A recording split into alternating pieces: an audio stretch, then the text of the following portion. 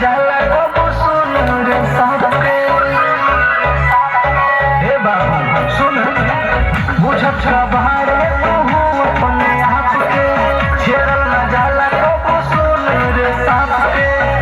जिलवे में भइल बड़े कांड हवे रे,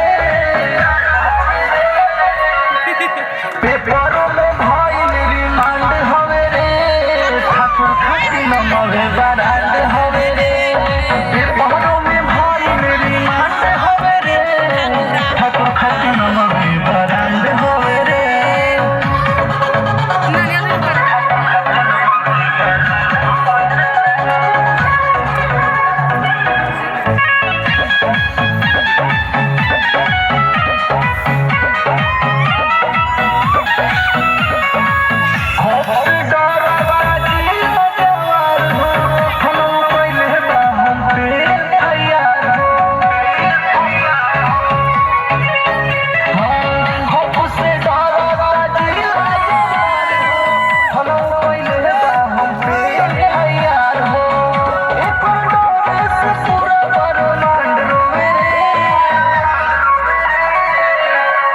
पेपरों में भइल रिमांड हवे रे, ठाकुर खातिर नमवे बरांड हवे रे।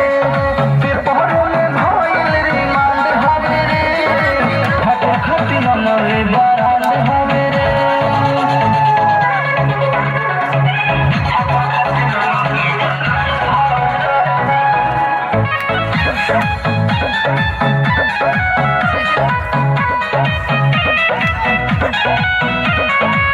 असहु नाम हमर भइल बदनाम, गौतम मनीष के इहे बचल काम बा। सोनू ठाकुर से जनमे अधूरई है, हमरा से दूरे दूरे बाबू के रही है। तोहरे रिमांड हवे रे, पेपरों में भइल रिमांड हवे रे, ठाकुर खातिर नमवे बरांड हवे।